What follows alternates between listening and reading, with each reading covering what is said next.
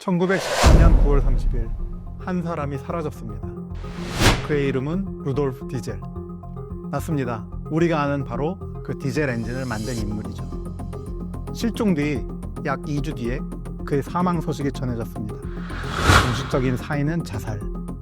그는 대체 왜 그런 선택을 한 걸까요? 안녕하세요. 벤처캐피탈 프라이머사즈 파트너스의 대표 권호상입니다.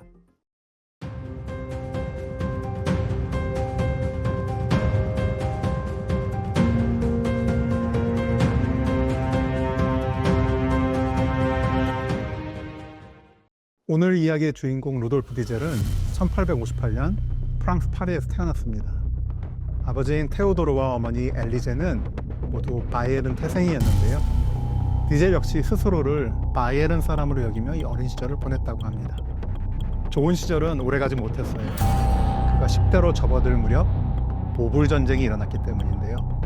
프랑스와 프로이센, 즉 지금의 독일 사이에 전쟁이 일어나자 디젤 가족에게 위기가 닥칩니다. 파리에 사는 독일인 가족의 신변에 위험이 따랐답니다. 결국 디젤 가족은 10년 넘게 뿌리 내렸던 프랑스를 떠나 영국으로 향하게 됩니다. 디젤의 런던 생활은 그리 길지 않았어요. 아우크스부르크 왕립지국학교의 수학교사였던 친척이 그를 돌봐주기로 했기 때문이죠.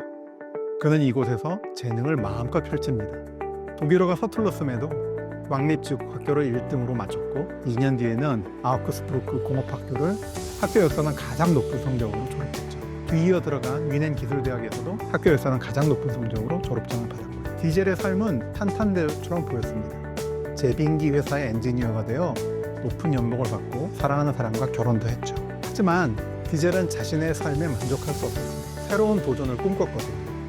그가 꾼 꿈은 역사상 가장 효율적인 엔진을 만드는 것이었습니다. 결혼 직후부터 아내에게 양해를 구하고 연구를 시작했습니다. 그리고 1893년 마침내 자신의 이름이 들어간 특허 등록에 성공했죠. 물론 특허가 등록되었다고 모든 문제가 해결된 건 아니에요. 특허는 말 그대로 특허일 뿐이니까요. 실용화를 위한 험난한 과정이 남아있었습니다. 첫 번째 공개 실험은 실패로 끝났습니다. 실린더 안의 압력을 잘못 계산해서 그만 엔진이 폭발해버리고 만 것이죠. 디젤은 이때 눈을 다쳐 시력을 일부 잃기도 했어요. 그래도 디젤은 멈추지 않았습니다. 실패에 실패를 거듭한 뒤 디젤은 마침내 새로운 엔진의 개발에 성공합니다. 당시 주로 쓰이던 가솔린 엔진은 오토 엔진보다 2배 이상 높은 효율을 자랑했어요. 루돌프 디젤은 그의 혁신적인 발명품과 함께 단숨에 스타 엔지니어 사업가가 됐습니다. 마치 오늘날로 비유하자면 일론 머스크 이상으로. 확률의 승부사들을 통해 여러분의 비즈니스와 확률의 접점을 찾아보세요. 루돌프 디젤은 왜 사라졌을까요? 디젤이 사라진 것은 9월 31일 아침이었습니다. 그는 영국 여객선 드레스덴에 탑승한 상태였죠. 첫 발견자는 디젤과 함께 영국의 통합 디젤 엔진 회사를 세운 조르주 까렐이라는 인물이었습니다. 까렐은 즉시 드레스덴의 선장을 찾아가 디젤의 실종을 알렸습니다. 즉시 배를 멈추고 베이 곳곳을 샅샅이 뒤졌지만 디젤은 어디에서도 발견되지 않았죠.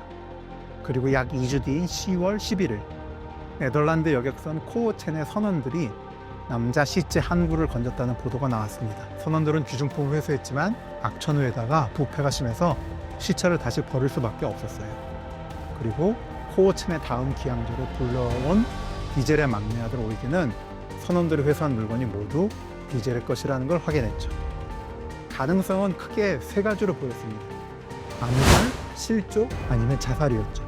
셋 중에 가장 가능성이 높은 건 사실 암살이었습니다.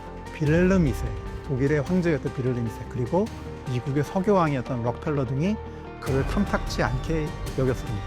하지만 그가 사망한 시기, 그를 좋아하지 않았던 사람들을 상황을 주의 깊게 살펴보면 암살이라는 것은 그렇게 설득력 있는 대답은 아니었어요.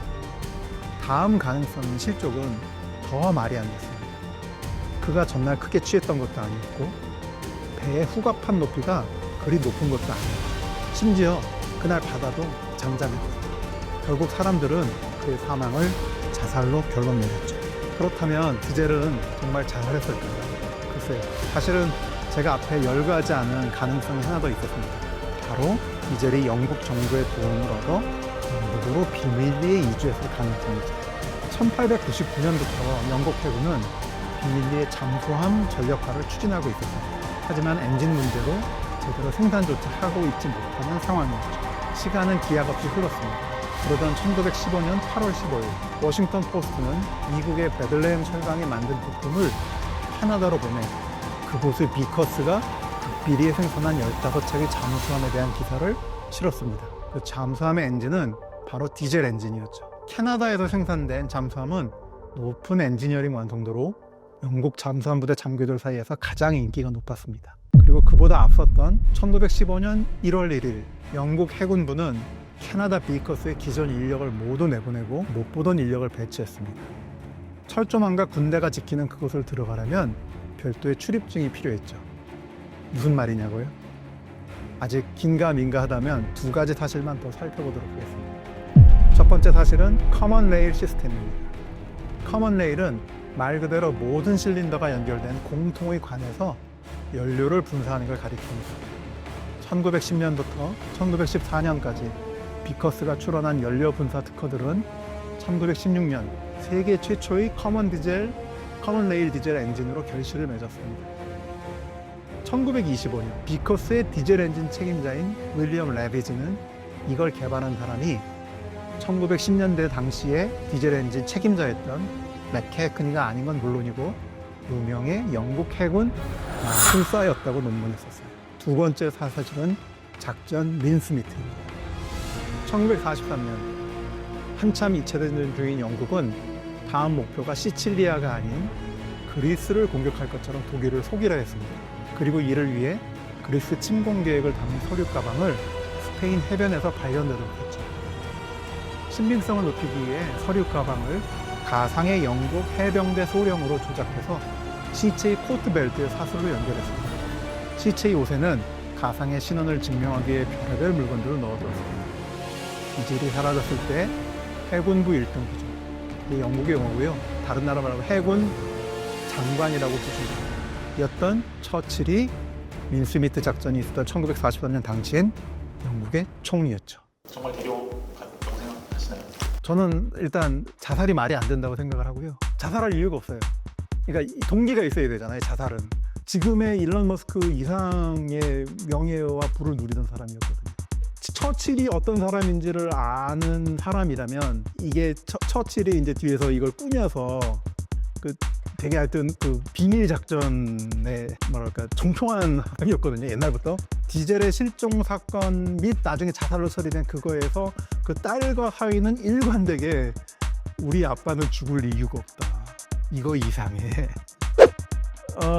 개연성이 저는 충분히 있다고 생각해요.